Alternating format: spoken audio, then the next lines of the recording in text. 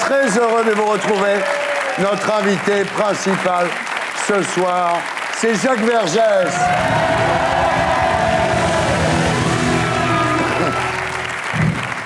Jacques Vergès, bonsoir. Bonsoir. Alors vous êtes ici ce soir pour répondre à la question que tout le monde se pose. Entre Mao Tse-tung, Pol Pot, Klaus Barbie, Carlos et Milosevic, c'était qui le plus sympa?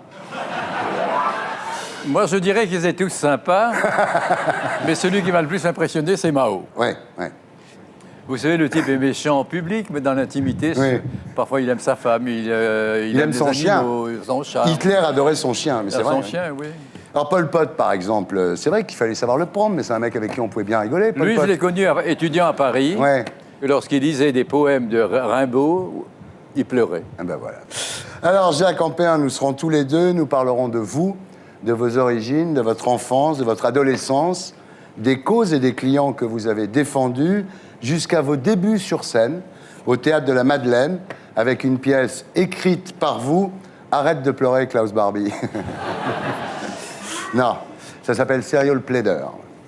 En P2, nous accueillerons deux nouveaux invités pour discuter avec nous de ceux qui ont fait l'actualité de la semaine. Marianne Monchamp, secrétaire d'État auprès du ministre chargé de la solidarité et de la cohésion sociale. Elle bosse avec Roselyne Bachelot, ça s'applaudit, hein. Dès l'annonce de sa nomination, Ramaya lui a envoyé un SMS avec marqué « Bon courage avec la vieille ». Ouais. Toujours en P2, nous accueillerons Razi Hamadi, secrétaire national du PS, chargé des services publics, pour son livre publié chez Armand Collin, Gauche, Génération 2012, ce que nous voulons. En gros, ce qu'ils veulent, c'est 2 heures de plus sur leur forfait, les SMS illimités. En P3, après Le Zapping et Guillon, nous accueillerons notre invité du samedi 20h. Ce soir, Patrick Roy, député du Nord, maire de Denain. C'est le parlementaire rock'n'roll à la veste rouge, atteint d'un cancer du pancréas. Il a décidé de jouer la transparence et de se battre. Et il est là ce soir. Voilà, l'émission s'appelle Salut les Terriens et le groupe Les Gréments de Fortune.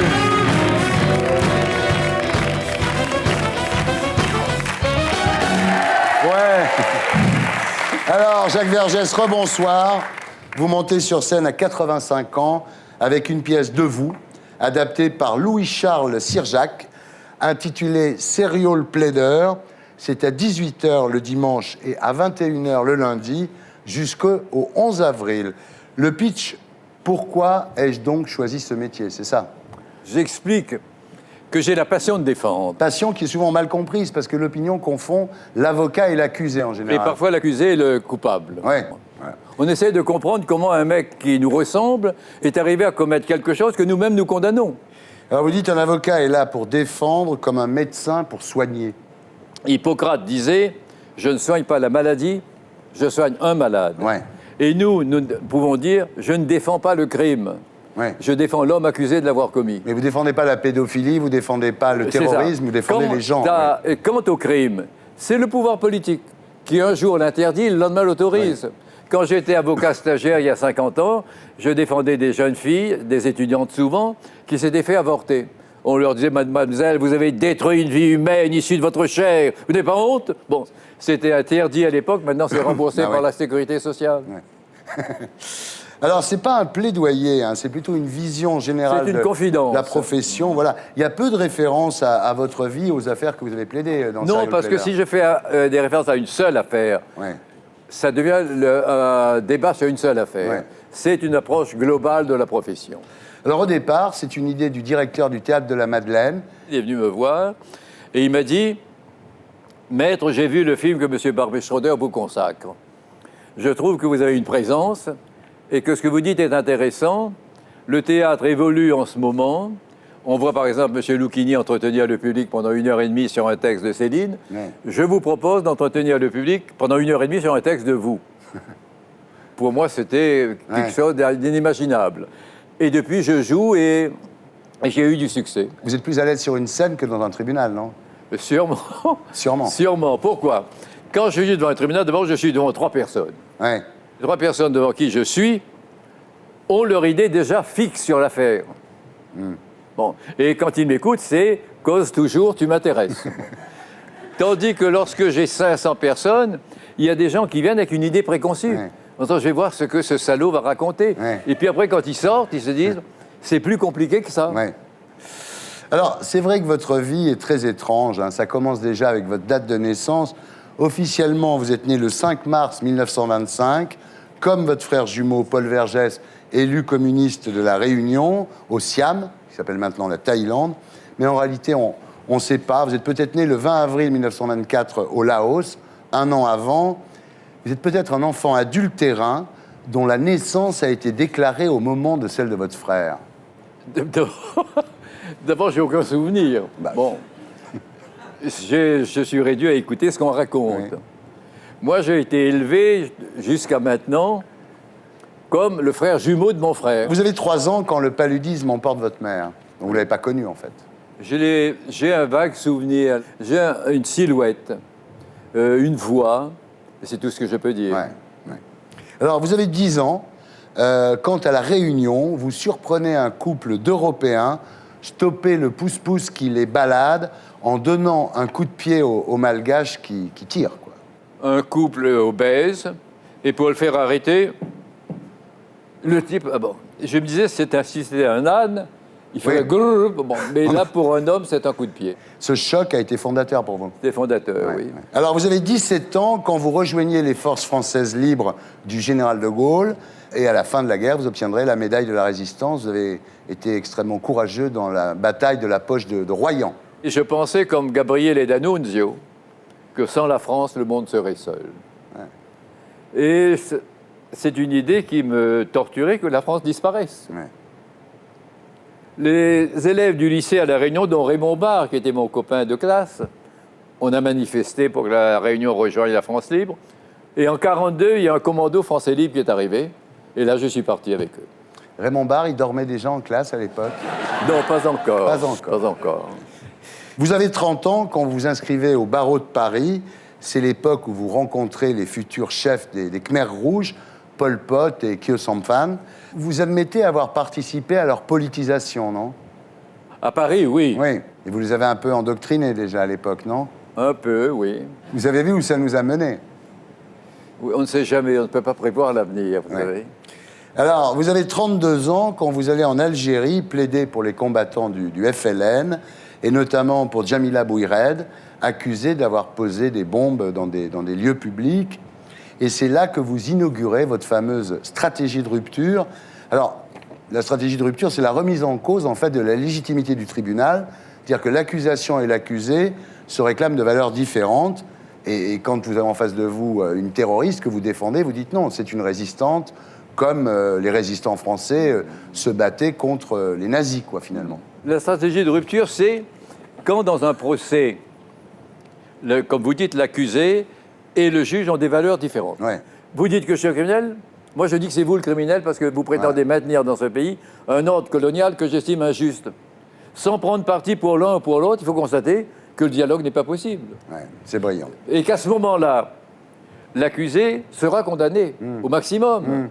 Mais ce qu'il faut empêcher, c'est l'exécution. Et l'exécution, elle, ne dépend plus du juge, mais du président de la République. C'est ce que vous avez Qui fait. est un homme politique, il est sensible à l'opinion. Donc, au cours du procès, on va faire appel à l'opinion. C'est ce qui s'est passé avec Djamila.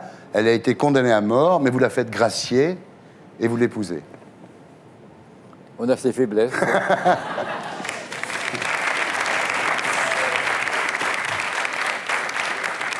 À ce moment-là, vous vous convertissez à l'islam, vous devenez Mansour Vergès, vous vous installez en Algérie, et puis, alors là, nous y sommes, le 7 mars 1970, vous êtes à Alger, et vous vous volatilisez en disant « je vais à Alicante ». On vous a plus jamais revu pendant 8 ans. Oui. Ça prouve que je suis discret. Vous n'avez jamais voulu dire où vous étiez, seuls vos enfants savent la vérité, une vérité qui, dites-vous, saute aux yeux et que personne ne voit. C'est incroyable, ça. Mais on le saura quand? Vous allez le dire un jour. Oui, un jour je le dirai et à vous seulement. Ah, merci pour le scoop. Merci. Vous n'avez pas été enlevé par des extraterrestres, par exemple? Non. Non, non, Vous n'étiez pas avec Elvis? Non. non, Vous étiez dans les Claudettes de Claude François. non. Voilà, et à votre retour, en 78, vous devenez celui qu'on a surnommé l'avocat du diable. Vous défendez Klaus Barbie, Carlos, Khieu Samphan, Milosevic. Et quand on vous demande si vous auriez défendu Hitler, vous dites bien sûr j'aurais défendu Hitler. Mais ce que je peux vous dire, c'est qu'avec vous, Hitler, il aurait pris 6 mois avec sursis. Hein. C'est possible, hein? Vous auriez choisi quoi comme stratégie de défense? Il y a un bouquin écrit par un Américain, Comment on devient Hitler. C'est très marrant. Ouais. Il y a sur la couverture, il y a un petit gamin, un petit bébé qui est comme ça. Et on se dit, ce petit bébé, à la fin, il a une petite moustache et une mèche, et il envoie des gens dans les chambres à gaz. Ouais. Bon. Comment ça s'est fait? Il y a beaucoup de choses. Vous auriez choisi la folie, peut-être, non? Je ne peux pas savoir. Ouais. Alors, vous êtes également l'avocat de Laurent Gbagbo. Il faut lui dire à Laurent Gbagbo que c'est imprononçable les G devant les B. C'est peut-être pour ça qu'on lui demande de démissionner. Ah bah oui, c'est impossible. Ouattara, c'est facile à dire. Ah oui. Et dites-moi, vous qui êtes l'avocat des causes désespérées, vous défendriez Michel Alliot-Marie, là? Ça serait difficile. Hein. Ouais. Si vous aviez besoin d'un avocat, vous prendriez qui aujourd'hui, vous? Kiechman? Kiechman, après le procès Bettencourt? Ouais. Non. Non, non. Écoutez, il a critiqué la juge pour son rouge à lèvres et ses seins. Ouais. Nous sommes toujours en compagnie de Jacques Vergès. Et nous accueillons Marianne Monchamp, bonsoir. Et Razi Hamadi, bonsoir. Alors, Marianne Monchamp, bonsoir. Donc, initiale MAM, M-A-M. Vous êtes l'autre MAM du gouvernement. Ça s'applaudit quand même. Voilà, il n'y a rien à se reprocher. Symétrie. Celle qui n'a pas d'amis milliardaires, qui ne voyage pas en jet privé, c'est vous. Alors, juste pour savoir, les vacances de Noël, vous avez fait quoi? Je suis allée en Corrèze, dans ma famille. Très bien, mais ça va. Il y a donc 2 MAM au gouvernement. Rassurez-nous, il n'y a qu'une seule Nadine Morano. Elle est inimitable. Vous êtes secrétaire d'État auprès de la ministre chargée des Solidarités et de la Cohésion sociale, ce qui veut dire que vous travaillez directement avec Roselyne Bachelot, bravo. Vous avez de la chance de travailler avec celle qui a sauvé les Français de la grippe H1N1. Personne n'est malade. Mais faites gaffe quand même, Roselyne a réussi à faire virer Bernard Laporte et Ramayad. Vous le savez, ça? C'est un sport. Oui, vous vous méfiez. Est-ce qu'on peut dire que sous Sarkozy, les ministres de la Cohésion sociale servent à réparer les conneries des autres ministres? Oh, peut-être quand même. Les options parfois un peu bizarres d'une société qui a laissé plein de gens sur le bord de la route. Bah oui. Et donc, effectivement, on est un peu voiture-balai. Bah oui. Mais ça peut peut-être nous donner des idées pour organiser un peu plus de prévention, éviter qu'il n'y ait trop de casse. Alors, en tant que chargé de la solidarité, vous êtes solidaire de Michel Alliot-Marie ou non? Évidemment. Évidemment. Solidarité gouvernementale. Alors, il y en a un dont vous n'avez pas été très solidaire, c'est Dominique de Villepin. Vous étiez porte-parole de la formation villepiniste République solidaire. Vous n'aviez pas à l'époque de mots assez durs pour Nicolas Sarkozy. Et puis d'un coup, c'est la défection. Vous passez chez Sarko, il vous a amené à Disneyland ou quoi? C'est pas tout à fait ça, la politique. Ouais. Il y a un temps pour les idées, un temps pour dire les choses aussi, un temps pour dire quand on n'est pas d'accord. Et puis quand les élections approchent, quand les grands rendez-vous sont là et qu'on fait partie de la même famille, parce que quand même, Dominique de Villepin et Nicolas Sarkozy, c'est la famille majoritaire. Je pense qu'il faut prendre ses responsabilités. C'est vrai, quand on écoute Dominique de Villepin, on n'a pas l'impression que c'est la même famille, mais au fond, ça l'est, quoi. À l'origine, j'ai le souvenir qu'il a été un excellent Premier ministre. Ouais. C'est l'homme de l'ONU aussi. Ouais. Et au bout du compte, je pense qu'il y a beaucoup de proximité. D'ailleurs, je suis contente de voir qu'un certain nombre de dialogues sont en train de repartir. Ils vont se rabibocher, vous croyez? Alors, en tout cas, je fais tout pour. Ah, ben voilà. Alors, François Goulard, qui est villepiniste, a dit « Elle ne nous a pas prévenus du tout. Je ne pensais pas qu'elle puisse faire ça. » Pourtant, je pensais que François avait beaucoup vécu. Non, le pire, c'est Nicolas Dupont-Aignan. Alors lui, c'est horrible. Il a dit « Marianne Monchamp fait de la prostitution politique. » C'est élégant. Non, je pense que... Alors c'est juste des massages, en fait. Ces propos ont dépassé sa pensée. Ouais. Tout simplement. Mais vous avez dit, en fait, en parlant des prostituées, ce sont des femmes courageuses. Elles sont très courageuses, Bah oui. oui. Mais Ouais. elles subissent des choses parfois très Horrible. difficiles. Ouais. Alors, le pire, c'est Chirac, quand même. Hein. Il a dit tu as trahi Dominique, c'est pas bien. Vous savez, c'était un peu sur le ton de la galéjade, parce qu'après, Ouais. il a embrayé sur les femmes en politique. Oui. Donc, je le connais un peu. Puis, je sais, quand il n'est pas d'accord, il a plutôt tendance à décrocher son téléphone, plutôt qu'attendre un Ouais, petit dîner en ouais, ville ou un ouais. petit cocktail qu'il n'aime pas particulièrement pour dire des petites phrases. Il a trahi Chaban-Delmas en 74. Ah, dans la politique, il faut faire des choix. Voilà. En fait, quitter Villepin pour Sarkozy, vous n'avez pas choisi en fonction de critères physiques, on peut dire. Pourquoi vous dites ça? Pour rien. Bien. Razi Hamadi, rebonsoir. Vous êtes ici ce soir pour nous annoncer que vous serez candidat aux primaires à l'automne prochain. Bravo. Ah non. On pourrait s'amuser. Bah oui, c'est l'habitude. Chaque fois que je vois un socialiste ici, il est candidat. Il y a beaucoup de candidats. Il y en a Ouais. peut-être trop, d'ailleurs. Ouais. Ouais, Vous n'êtes pas beaucoup. candidat, vous? Non. La prochaine fois, Razi. Ça dépend dans quelle perspective on est. Ouais, hein. Si on ouais. considère que pour être ministre, il faut être candidat aux primaires, oui, il y en aura beaucoup. Ouais. Ah, c'est pas bien. Alors, vous êtes secrétaire national du Parti socialiste chargé des services publics. Sans vouloir critiquer, vous êtes tous secrétaire national au PS, non? Non, mais c'est vrai. C'est le truc qu'on offre, en fait, aux ennemis du premier secrétaire pour qu'ils ferment leur gueule. C'est ça, un secrétaire national, non? Non, du tout. On a participé à la mobilisation sur le référendum citoyen contre la Ouais. privatisation de la Poste, qui a été un immense succès, puis c'était quelque chose de nouveau en France. Hein. Il y a 2,3 millions de personnes qui disent « Allez, on s'arrête, on dit qu'on est contre cette privatisation ». Bon, voilà. Et est-ce que vous pouvez nous rappeler ce que c'était un service public? Parce que... C'est ce qui fonde le pacte social et républicain. C'est-à-dire que dans notre pays, il y a aussi des choses qui sont gratuites, qui sont accessibles et qui permettent de répondre à la dignité Ah des là gens. là là. Ça devait être bien. Ah ouais. Fallait pas les privatiser. Ouais. Même quand c'était nous, d'ailleurs. Oui, parce que France Télécom, c'est vous. Tout à fait. Au PS, vous êtes proche de Benoît Hamon. En 2012, vous soutiendrez Martine Aubry. Alors, les déclarations d'Anne Sinclair sur l'avenir de son mari DSK, vous dites « Ce n'est pas sérieux, nous en sommes là à échafauder un pseudo-scénario en fonction des soupirs des uns et des chuchotements des autres. Ben, bien sûr, moi j'aurai 32 ans la semaine prochaine. J'ai pu voter une seule fois dans ma vie pour la gauche au second tour de l'élection présidentielle. Ouais. C'était pour Ségolène Royal. Ouais. Je veux que la gauche, elle gagne. Ça me fait mal au cœur ce que je vois pour mon pays. Au-delà de la gauche et de la droite, j'ai mal à mon pays sur économiquement, socialement, la manière dont on a de monter les gens contre les autres. J'ai envie que la gauche, elle revienne au pouvoir. Ouais. C'est pas sérieux. On est un grand pays. On a un message à porter. On est là parce que tel collègue, sa compagne, Ouais. a considéré que, et donc il y en a qui se disent « Ah ben je vais parier sur Strauss-Kahn, je serai peut-être ministre ». Ouais, c'est le tiercé, quoi. Je considère que ça doit pas être ça. Vous savez qu'au tiercé, le PS peut gagner aussi. Au 2 sur 4. Oui, il y a plus de Plus de chance. chance. Vous pensez quoi des propos de Christian Jacob sur Strauss-Kahn en disant ça sent quand même pas trop la France, etc. Vous y trouvez des relents antisémites ou non, vous? J'irai pas jusqu'à dire ça. En tout cas, il y a des relents de quelque chose de pourri Ouais. qui se réfère aussi à notre histoire profonde. De moisi. Oui, de moisi, comme l'a dit Benoît Hamon. Ouais. Les attaques de la droite contre Mendes et Blum ont toujours pris comme support ce qu'est l'idéologie de Maurras. C'est-à-dire Ouais. que pour Maurras, la France, c'est la terre et les morts. Ouais. Et à partir du moment où on n'a pas les mêmes morts, qu'on vient pas de la même terre, eh bien, on est un moins candidat français. de l'étranger. Ouais.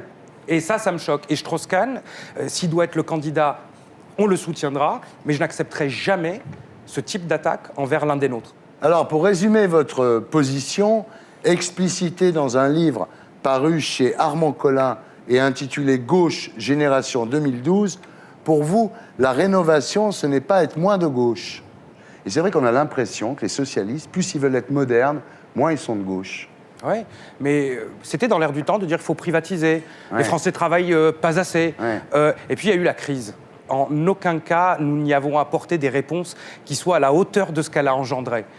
Donc je pense qu'il faut qu'on invente quelque chose de nouveau. Je crois en Martine Aubry parce qu'elle a aussi cette conception-là des choses. Il faut changer de système.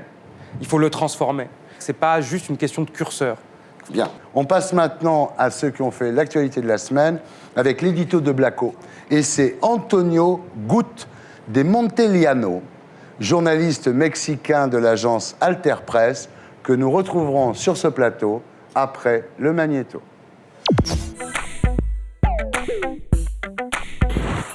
Ah là là, il est vraiment incorrigible notre président. Pour obtenir le retour en France de Florence Cassé, il n'a rien trouvé de mieux que de se fâcher avec les Mexicains. Ok pour l'année du Mexique, mais à nos conditions. Je souhaite, en tant que chef de l'État, dédier l'année France-Mexique à Florence Cassés. Bon, c'est vrai que notre président a un peu le même tempérament que notre emblème national. Mais dans cette affaire, il n'est pas le seul à voler dans les plumes des Mexicains. Même Martine Aubry est tombée d'accord avec Sarkozy. Incroyable! Elle réclame à tous les élus socialistes de boycotter l'année du Mexique. Faut dire que même si Florence Cassé n'est pas le petit ange que décrivent ses parents, le gouvernement mexicain inspire lui aussi quelques soupçons. En effet, la fausse arrestation en direct de Florence Cassé a été organisée en 2005 par Genaro García Luna. Fort de ce succès, cet ancien chef de la police est devenu ministre en charge de la guerre contre les narcotrafiquants. Nommé en 2008, il avait promis une victoire rapide grâce à des brigades anti-corruption. Résultat, 2 ans plus tard, près de 3000 flics incorruptibles ont été virés pour corruption. Faut dire que l'exemple vient d'en haut. 2 ans après son entrée au gouvernement, Genaro s'est déjà payé plusieurs villas pour un montant total qui représente 17 années de son salaire. Les journalistes qui ont révélé cette affaire ont été arrêtés sous de fausses accusations. Il a fallu des manifs pour obtenir leur libération. Alors, au lieu de boycotter le guacamole pour obtenir la libération de Florence Cassé, est-ce que ce ne serait pas plus efficace de glisser une petite enveloppe à Genaro? Mais discrètement cette fois, très discrètement. Les Mexicains ont leur fierté. Voilà, c'était l'édito de Blacko, mise en image de Julien Grab. Voilà. Antonio Gut de Montellano. Bonsoir. Vous êtes mexicain, journaliste pour l'agence Alter Press. Bienvenue parmi nous. Merci. Alors, nous, ce qu'on aimerait savoir ici, c'est quelle est la version mexicaine de l'affaire. Parce que j'imagine que s'ils lui ont collé 60 ans de prison, elle doit être quand même un petit peu coupable, non? D'abord, que c'est une absurdité de boycotter, annuler l'année du Mexique en France. Parce que c'est un investissement de 50 millions d'euros, dont il y en a déjà 10 de dépensés. Oh là. Parce que c'est le travail de 3 années des équipes françaises et mexicains pour préparer des expositions, des festivals de cinéma, et que ça soit annulé. Et que le président de la France conditionne l'année du Mexique à l'accord de Florence Cassés, qui est une Française, qui est emprisonnée au Mexique, jugée coupable. Oui. Ça, c'est absolument inacceptable. Ouais. De tous les points de vue. Voilà. C'est ce qu'il a réussi, c'est de monter la cote de popularité du président mexicain Calderón, parce que la presse mexicaine, les intellectuels mexicains, ils ont tous dit bravo Calderón, il ne faut pas céder, ce n'est pas la France de Maximilien d'Habsbourg, de Napoléon III qui va venir nous dire qui est coupable et qui n'est pas coupable. Ouais.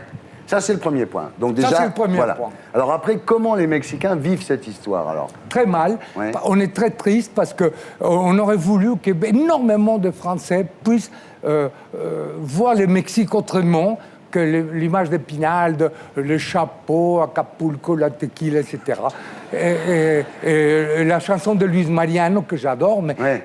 voilà. Ouais. Donc je suis profondément triste. Non, mais ce qu'il faut dire quand même, Antonio, c'est que vu du point de vue des Français, l'arrestation de Florence Cassé Oui. a été montée pour la télévision. Vous êtes d'accord avec ça? Non. Elle a été arrêtée. Et après, comme on a fait en France il n'y a pas longtemps à Marseille, on a fait une reconstitution pour la télé, mais elle Oui. était arrêtée avant. Oui. Et puis, quand on l'a arrêtée, elle était avec Israël, machin. Alors, Enfin, Israël Vallarta, lui, il est coupable, c'est clair. c'est clair, pour 14 délits de séquestration, assassinat, port d'armes, enfin, j'en Mais passe. elle dit qu'elle vivait avec Israël Vallarta, mais qu'elle ne c'est savait vrai. pas qu'il faisait des séquestrations.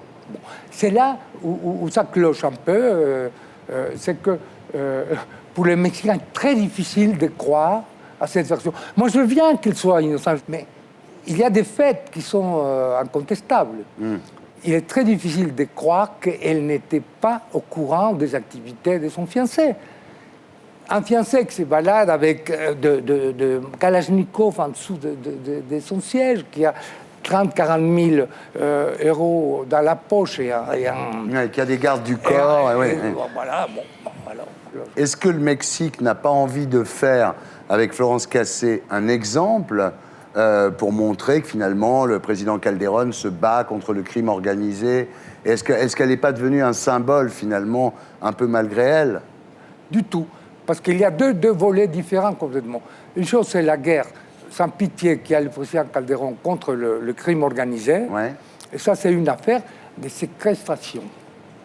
Le dernier point, c'est quand on voit le type qui l'a arrêté, qui maintenant est devenu très important dans la police, qui s'achète des maisons, etc. Où est-ce qu'il prend l'argent pour acheter des maisons qui correspondent à 17 ans de salaire? Ça, je ne saurais pas vous dire. Je n'ai pas la confirmation de ces affirmations. Oui, d'accord. Marianne, vous êtes obligée de défendre le président de la République. C'est un peu bizarre parce qu'en France, Sarkozy juge que les juges sont trop laxistes et au Mexique, qui sont trop sévères. En France, Sarkozy est du côté des victimes. Au Mexique, il les oublie. Et en France, comme au Mexique, il veut rendre la justice à la place des tribunaux. Donc, est-ce qu'il n'est pas allé un peu trop loin? Est-ce qu'il n'a pas fait, disons-le, une énorme connerie en mettant en cause l'année du Mexique? Non, mais il y a un problème très, très simple. Et on ne voit pas comment le président de la République pourrait avoir une autre position. C'est qu'un de nos compatriotes est détenu aujourd'hui au Mexique. Oui. Et les règles peuvent prévoir dans les accords internationaux un transfèrement qui permettrait à Florence Cassé eh bien, tout simplement de voir sa peine exécutée sur le territoire national. Excusez-moi, Marianne, en France, 60 ans de prison, ça n'existe pas. Que signifie 60 ans de prison en l'occurrence? C'est ce à quoi elle a été condamnée. J'entends tout cela. J'entends aussi qu'il semble y avoir quelques difficultés de procédure. Cela vient d'être rappelé. Donc, soyons, je crois, simples, mais ne nous étonnons encore une fois pas que le gouvernement et que le président de la République prennent cette position. C'est la protection de nos compatriotes. C'est une position nationale évidente. Juste une chose. Je pense que sur ces questions-là, il faut avoir des principes et ne pas être ignorant. Or, nous sommes face à un gouvernement et un président de la République qui n'a aucun principe directeur et qui est dans l'ignorance. Aucun principe directeur parce que Salah Hamouri, ce franco-palestinien qui a dû plaider coupable après que les juges en Israël n'aient pas pu le confondre et qui n'a, lui, pour le coup, commis aucun délit et qui, depuis 5 ans, croupit dans les geôles israéliennes.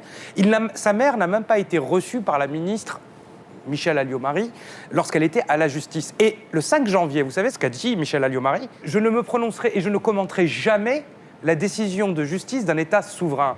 Donc, ce qui nous gêne, c'est qu'aujourd'hui, la décision de Nicolas Sarkozy, elle embête tant Florence Cassé que sa défense, que ceux qui sont censés, normalement, porter la voix de la France. Parce qu'il est humilié, Nicolas Sarkozy, mais nous avec, c'est l'ambassadeur du Mexique qui a répondu à Nicolas Sarkozy. En langage diplomatique, c'est Prends ça dans ta gueule. Évacuer la mouche de la du coche. Non, je parle en langage diplomatique. Enfin, on n'est pas sur le bon chemin dans ce type d'échange. Parce que là, on est en train de faire monter la mayonnaise, on est en train de faire monter la passion, et clairement, je crois qu'il faut retrouver l'apaisement. Et l'apaisement, ça passe par un peu moins d'effets, pardonnez-moi, un peu moins d'effets de manche. Non, je ne partage pas, Thierry Ardisson, votre approche. Je pense personnellement que le transfèrement serait une bonne formule. Et d'ailleurs, j'observe que ça n'est pas une affaire politicienne, puisque de manière très large, la gauche et la droite, en France, sur tous les bancs, ça a été dit de manière unanime, encore hier à l'Assemblée nationale, partagent ce point de vue. Attendez, un mot. Antonio. Si le président Sarkozy, au lieu de faire une annonce comme ça, rendez-nous Florence Cassé, sinon il n'y a pas l'année du Mexique, c'est moi Raoul et tout.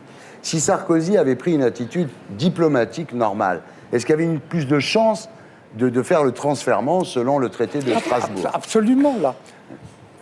Là, si j'étais Florence Cassé, j'aurais changé de président et d'avocat. Jacques, vous êtes d'habitude l'avocat, et là, vous allez être le juge, pour une fois. Qu'est-ce que vous pensez de tout ça, mon cher ami? Alors, je pense, premièrement, que nos dirigeants ne sont pas entrés dans l'histoire. Ils pensent être encore au 19e siècle, où on envoyait des canonnières demander au bougnoul. Maximilien, le prince on envoyait autrichien. un Autrichien devenir empereur du Mexique. On ne peut pas parler aux autres pays sur ce ton. On ne peut pas prendre le téléphone et dire à un président africain démissionner dans les 48 heures. Ah oui, il a dit ça à Gbagbo, oui. Oui, ça n'existe pas. On n'a pas les moyens, d'ailleurs, c'est ridicule, on n'a pas les moyens.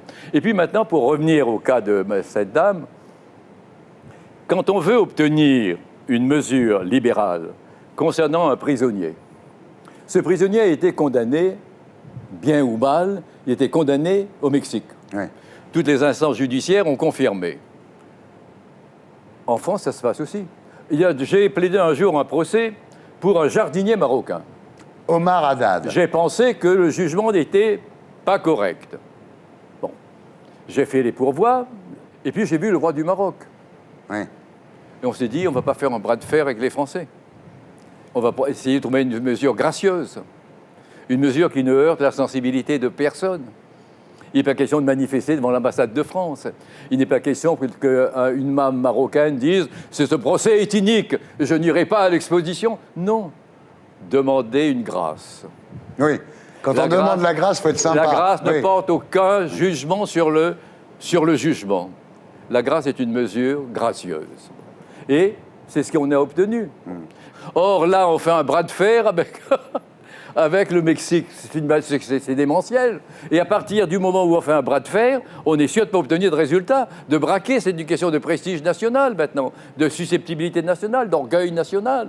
Quand je lis les déclarations de Carlos Fuentes, je me dis, alors là, on a dépassé les limites. Carlos Fuentes a déclaré « Sarkozy se comporte comme un dictateur de république bananière pour augmenter sa popularité. » La campagne du président de la République dans les mois qui viennent, c'est 3 choses. La fiscalité, les Arabes et l'islam, c'est le premier thème de débat qu'ils auront d'ailleurs à l'UMP le 5 avril. Et ensuite, la thématique de chapeau, c'est le président protecteur.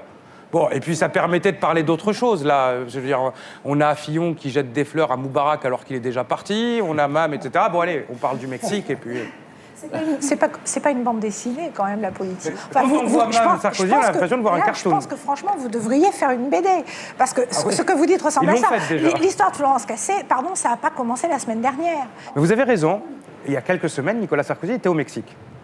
L'ensemble des conseillers diplomatiques, les gens sur place, les conseillers lui ont dit « ne parle pas de Cassé ». On discute, on voit. D'ailleurs, l'avocat lui-même de la famille avait l'air embarrassé quand on a instrumentalisé l'affaire. Il est allé devant les sénateurs, il a dit « c'est bien parce qu'on m'a dit qu'il ne fallait pas en parler que je vais vous en parler ». C'est tout lui. Il est sérieux? Antonio, Zorro, vous l'aimez bien au Mexique? Zorro, ah, on adore, ouais. Parce que Sarko, c'est un peu Zorro quand même, non? Dans ce cas précis, il me semble qu'il s'est trompé de cible, parce que Florence Cassé n'est pas Jeanne d'Arc. Zorro, Jeanne d'Arc. Autre chose dans l'actualité de la semaine, Michel Alliot-Marie. Alors, Marianne, voilà, vous n'êtes pas à la fête ce soir, hein? Faut qu'elle démissionne ou pas? Ah, écoutez, vous allez rapidement à reprendre comment dirais-je, les titres des gazettes. Ouais. Solidarité gouvernementale. Qu'est-ce qu'il faut de plus pour qu'elle démissionne?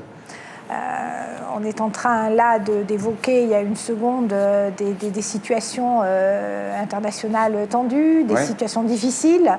On a des sujets absolument majeurs et je vois les gazettes qui, par ailleurs, en profitent d'une certaine manière parce que ça fait vendre tout ça. Ah, c'est sûr. Hein. Ah, suivre et tirer les fils de la pelote, voilà. Alors, dans ce cas-là, je crois que le mieux qu'on puisse faire quand on est dans une équipe gouvernementale, c'est de serrer les rangs. Razi, vous pensez que Michel Alliot-Marie doit démissionner ou pas? Évidemment, on verra si tout ce qu'elle a fait est déjà su, ou est-ce qu'on va encore apprendre de nouvelles choses. Juste pour vous rappeler, vous rafraîchir la mémoire quand même, cette semaine, il y a un ministre des Affaires étrangères en Tunisie qui a démissionné parce qu'il a seulement dit Michel Alliot-Marie est une amie de la Tunisie. Donc les gens lui ont demandé de démissionner. Ça rigole pas, là. Ça rigole plus. Dans n'importe quel autre pays... Elle aurait déjà démissionné. Enfin, c'est juste, elle porte la voix de la France. Bon, à la limite, peut-être, c'est pas le conflit d'intérêts. Mais au moins pour l'incompétence, faire des investissements dans des appartements 15 jours après qu'une révolution ait commencé, enfin, je suis désolé.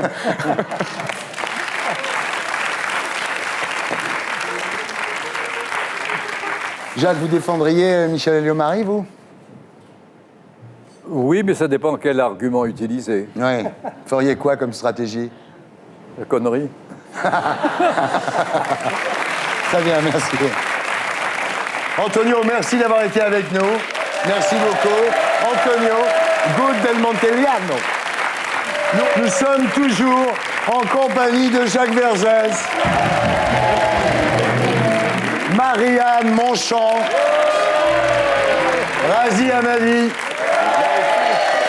Et nous accueillons notre invité du samedi 20h, ce soir, Patrick Roy. Bonsoir. Alors, Patrick Roy, vous êtes député PS du Nord et maire de Denain. Et fier de l'être. Et voilà. On vous connaît comme le député à la veste rouge ou le député rock'n'roll. Il y a 3 mois, vous annonciez par le biais d'un communiqué de presse votre maladie, un cancer du pancréas. Depuis cette annonce, vous avez tutoyé la mort, allant jusqu'à dire au revoir à vos proches et à vos électeurs, pour finalement connaître un inespéré retour à la vie, grâce à une chimio de la dernière chance. Tout ça dans la plus parfaite transparence. Absolument. Et ça, c'est nouveau. Absolument. Voilà. On en reparle à 20h. En attendant, j'accueille Stéphane Guillon.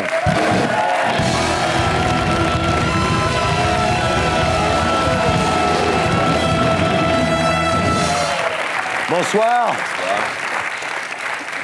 À vous, Stéphane, pour la semaine des Guillons.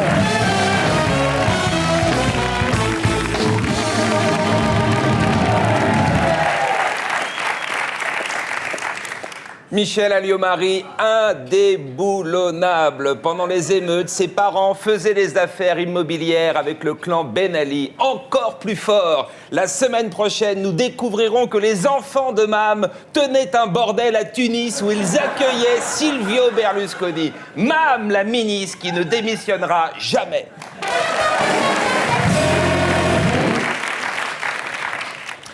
François Fillon en visite en Arabie Saoudite. Bah oui, bientôt les vacances d'été. Faut trouver de nouveaux lieux de villégiature. L'Arabie Saoudite, les palaces sont top. Bon, il y a la peine de mort, les homosexuels sont décapités au sabre, mais la qualité des hôtels est irréprochable. À Jeddah, vous avez le Rosewood Corniche, le Plaza. Bon, les femmes adultères sont lapidées, mais bon, quand on voit la qualité du room service au Sheraton, le petit déjeuner avec vue sur la mer Rouge, on comprend François Fillon. Il y a la crucifixion pour les crimes de sang, mais bon, un soin du visage au Crown Plaza, et on oublie tout.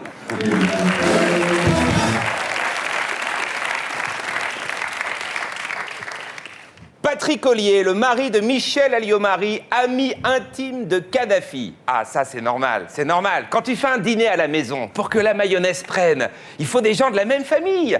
Si le thème, c'est dictateur, ordure et gros enculés sanguinaires, les Alliot-Marie, ils invitent Ben Ali, Kadhafi, Moubarak, Pol Pot...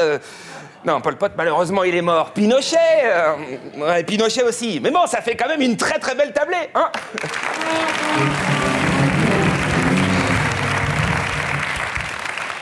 Il nous manque Pol Pot, hein.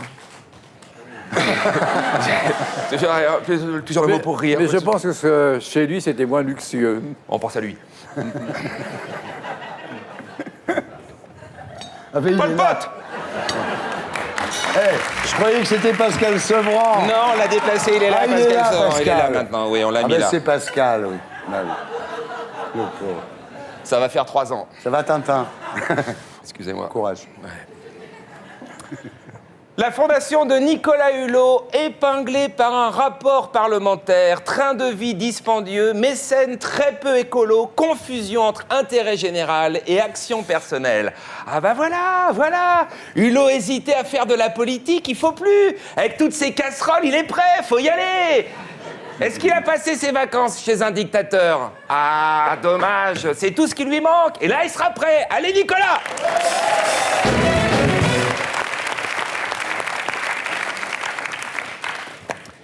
Les rumeurs sur la maladie d'Alzheimer de Jacques Chirac entièrement dissipées. Le président est apparu très en forme au mariage de sa fille. Est-ce qu'on peut montrer des photos de la cérémonie? Encore. Non, parce que ça fait 3 jours que Jacques demande à Bernadette quand est-ce qu'on marie la petite. Donc c'est fait, Monsieur le Président. C'était dimanche dernier et c'est le maire de Paris qui les a unis. Et vous aussi, vous avez été maire de Paris. Si, de 77 à 95. Est-ce qu'on peut montrer une photo à Jacques? Voilà. Bon rétablissement, Monsieur le Président.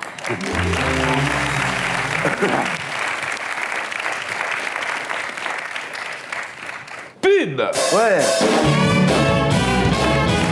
Franck Provost a coiffé Nadine Morano. Donc, si vous voulez avoir la tête de Morano, allez chez Franck Provost. À mon avis, ce genre de pub, ça peut couler un établissement.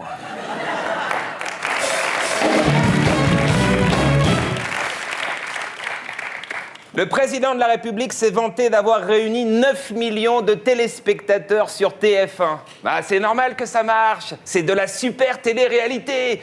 Tous les ingrédients sont là. Un président qui accumule les boulettes, ses ministres qui font conneries sur conneries. Il y en a un qui a un casier judiciaire, l'autre qui copine avec des dictateurs. Et le spectateur est scotché, il se dit jusqu'où ils vont aller. Et puis il y a le personnage du présentateur, Pernod. Ah, il est incroyable. Il boit toutes ses paroles, il applaudit à tout. Il devrait présenter l'émission Pantalon baissé. Au niveau du visuel, ce serait super fort. L'émission, malheureusement, n'a pas convaincu. Du coup, mercredi prochain, Nicolas Sarkozy invite tous les acteurs de parole de français à venir festoyer à l'Élysée. Le syndicaliste Pierre Leménaès a déclaré qu'il n'irait pas. C'est un dîner de cons, une mascarade. Moi, je veux pas que Pierre reste tout seul mercredi. Donc je l'invite à mon spectacle au Théâtre de Paris et après on ira dîner. J'invite d'ailleurs tous les panélistes de Parole de Français. N'allez pas à l'Élysée, venez à mon spectacle, vous vous emmerderez moins et on rigolera plus. Je fais Sarkozy sur scène, plus vrai que nature. Je vous attends mercredi, appelez le théâtre, vous êtes mes invités, à la semaine prochaine. Voilà, c'était Stéphane Billon que vous retrouverez ici la semaine prochaine. Et d'ici là, sur canalplus.fr et sur scène. On passe maintenant à notre invité du samedi 23.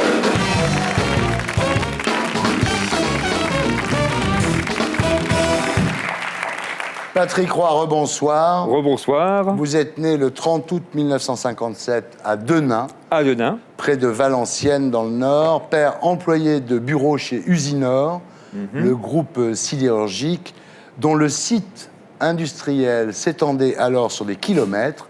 C'était une ville dans la ville, avec son église, son école, son centre de formation, son dispensaire. Son club photo. On y entrait à 14 ans, on y restait toute sa vie. C'est du moins ce que les gens croyaient à l'époque. Voilà. Et d'ailleurs, à l'époque, quand j'étais gamin, j'étais persuadé de faire ma vie de carrière, de travail à Usinor. Votre mère était chef de rayon dans un supermarché. Absolument. Alors, à l'école, vous êtes en tête du classement. En 68, vous entrez assez facilement en 6e. Ouais. Et c'est en 5e que vous découvrez le rock'n'roll. Les Beatles, l'album Abbey Road. Et voilà. C'est la révélation. C'est la révélation et ça m'a marqué toute ma vie. Alors, tous les week-ends, Patrick, vous tapiez les routes du Nord en pleine nuit, sous la pluie, en mobilette, pour aller voir des concerts à Valenciennes ou à Cambrai. Ah ben, je vois que monsieur est bien renseigné. Ouais. Absolument, oui. Alors, en 1976, vous obtenez votre bac scientifique. Vous faites un DUT de gestion à l'université de Valenciennes. Ouais. Et après votre service militaire en Alsace, vous êtes embauché comme contrôleur de gestion dans une entreprise du bâtiment près de Cambrai. Oui. Et là, vous êtes rattrapé par l'histoire. En décembre 1978, Usinor annonce la suppression de 6000 emplois sur le site de Denain. La fermeture définitive prendra 5 ans, des manifs, des grèves, mais personne ne peut rien faire contre ça, même pas les élus communistes. C'est de là que Denain va devenir, au fil des ans, la ville la plus pauvre de France, puisque nous perdons ces milliers d'emplois directs, mais vous avez oublié qu'il y a autant d'emplois indirects. Ouais. Et aujourd'hui, c'est une immense friche que nous essayons depuis 2 ans de faire renaître, hein, mais ouais. ça n'est pas une mince affaire. Et je profite de la présence de l'État pour rappeler que quelques aides nous feraient du bien. Solidarité, cohésion sociale. Voilà. Ils vivent de quoi, les gens, aujourd'hui, là-bas? Et Rémi, RSA et Rémi. Ah ouais. Lorsqu'à l'Assemblée, je peste, je véhémente, je tempête contre les petits revenus, c'est parce que malheureusement, je les connais. Et par exemple, il y a chez moi des habitants, des petits retraités, qui vont à une période de l'année, chez Aldi, chez Lidl, pour acheter de la viande pour animaux, parce qu'ils n'ont plus d'argent. Ouais. Bah oui. Alors voilà, là, vous devenez instituteur dans l'école de votre enfance. Malheureusement, suite à la fermeture d'Usinor, c'est devenu une ZEP. Et vous dites, j'ai eu aucun mal à obtenir ce poste parce que personne n'en voulait, évidemment. Oui. Beaucoup de mes amis me disent « Oh, mais tu sais, le quartier, la ville a bien changé. Aujourd'hui, c'est l'enfer, c'est les banlieues. Tu vas vivre 12 mois difficiles. » Eh bien, j'y ai vécu une période de grand bonheur. J'y ai vécu 16 ans. Et aujourd'hui, je recroise mes parents d'élèves, je recroise mes élèves avec une grande émotion. C'est toujours un vrai bonheur pour moi. Alors voilà, c'est là que vous commencez à entrer progressivement dans la peau de l'homme politique. Ouais. Pas au Parti communiste, malgré la tradition locale, Oui. car vous aviez été témoin de l'impuissance des Rouges au moment de la fermeture d'Usinor, au Parti socialiste. En 2001, vous êtes élu à la surprise générale adjoint au maire Pour la mienne. et conseiller Pour la général. Voilà, votre carrière est lancée. En 2002, vous êtes élu député, réélu en 2007, et vous devenez dans la foulée maire de Denain. Voilà. Alors, vous devenez très populaire en vous battant dans le Nord pour les victimes de l'amiante. Absolument, c'est un sujet qui me tient beaucoup à cœur parce qu'il va y avoir au terme de l'épidémie 100 000 morts et 100 000 morts pour lesquels on n'a quasiment pas agi. On a indemnisé. Ouais. Pas assez, mais on a indemnisé. Par contre, nous réclamons un procès pénal de l'amiante parce que les gens qui ont envoyé ces victimes dans les usines savaient ce qu'elles faisaient. Et ce procès n'a toujours pas eu lieu. Et je m'excuse auprès de Mme Monchamp, mais le gouvernement et Mme Alliot-Marie, quand elle était ministre de la Justice, a fait tout ce qu'elle pouvait pour bloquer le dossier. Et pourquoi? Pour bloquer le jugement. Parce que je crois que ce serait une telle bombe que le gouvernement ne veut pas de cette bombe. D'accord. 100 000 morts, enfin, vous imaginez, 100 000 morts. Ah oui. Donc il faut un procès de l'amiante. D'accord. Alors, vous vous battez pour l'amiante et dans l'hémicycle, vous soutenez le métal, notamment face à Christine Boutin, qui comparait les festivals de métal à des rassemblements satanistes. Satanistes, sanguinaires, les chrétiens étaient égorgés, mourant à petit feu, le sang coulant sur les allées, enfin des choses délirantes, alors que la réalité, c'est un public exubérant, certes, mais bon enfant, agréable. On vous regarde. Led Zeppelin hier, aujourd'hui Metallica, Opeth, Epica, Adagio, Mass Hysteria, Gojira sont des groupes délicieux que je vous recommande d'écouter. Voilà. Il a défendu le métal à l'Assemblée nationale. Un big up.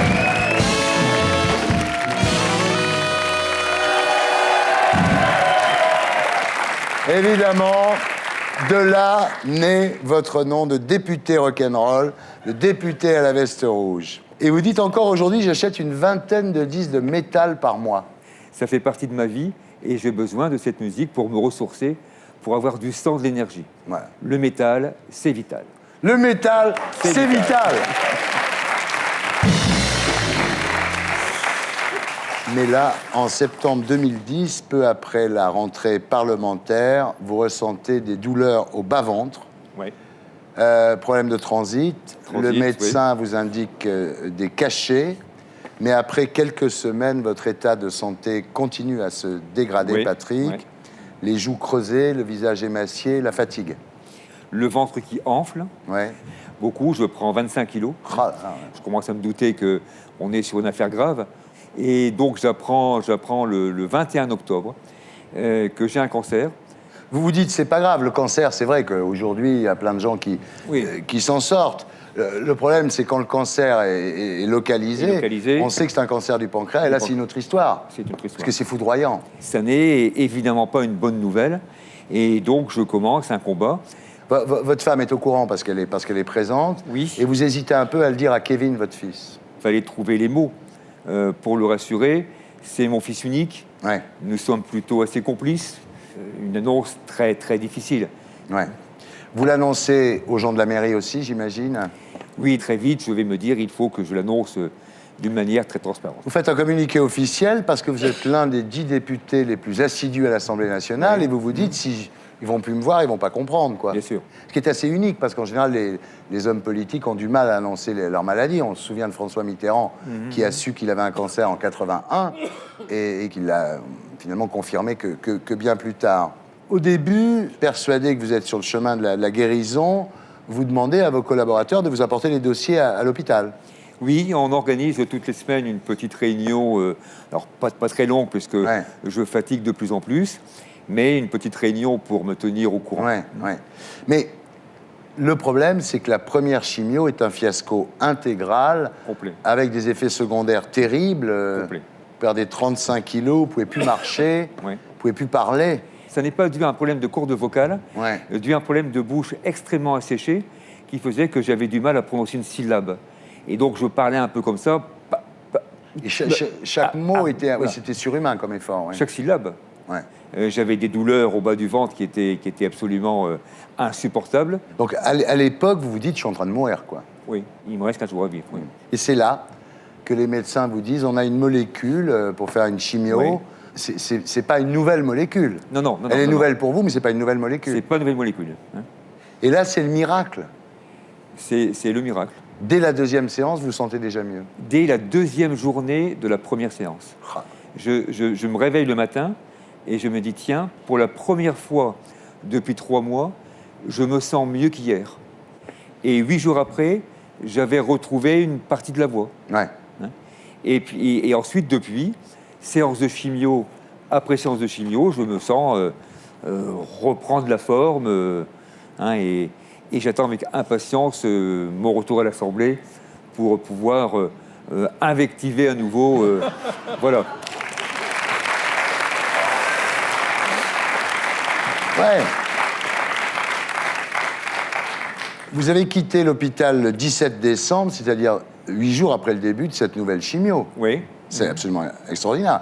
Vous rentrez à Denain, vous rencontrez vos administrés en chaise roulante. Mais l'important, ça n'est pas d'avoir un cancer, c'est de vivre avec et de continuer à avoir une vraie vie.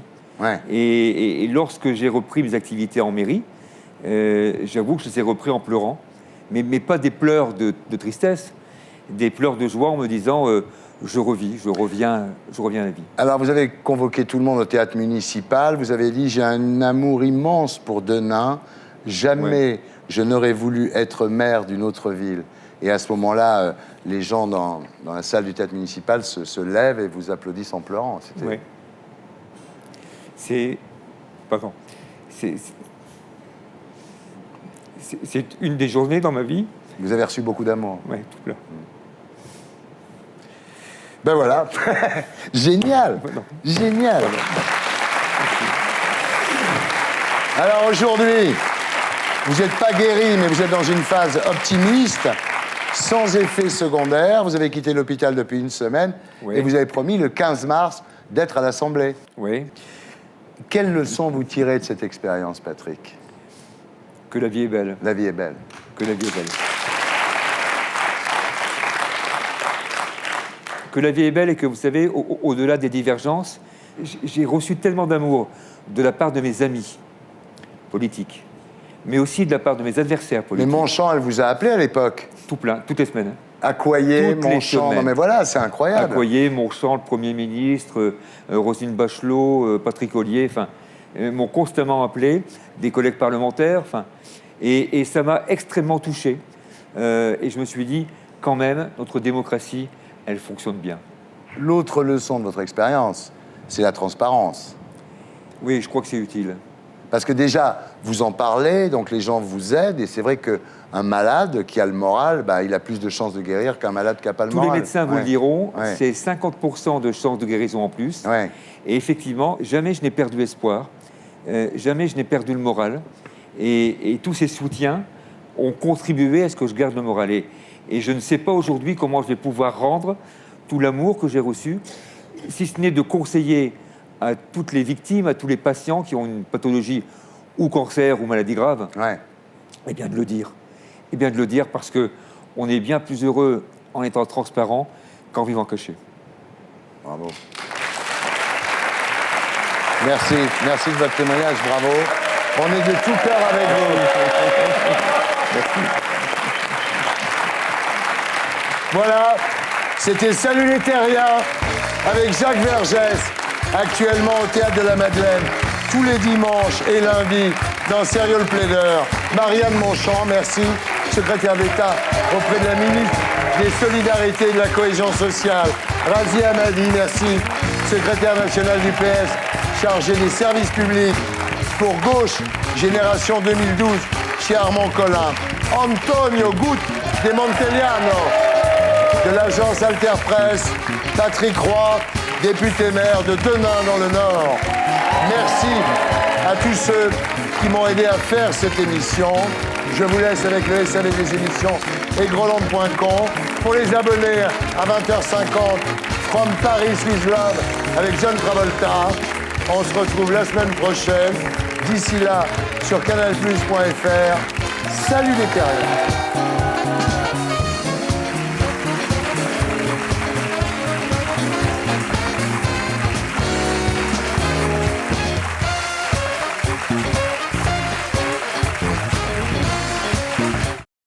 Et pour être sûr de ne rien rater de Inarditube, abonnez-vous et mettez un pouce bleu.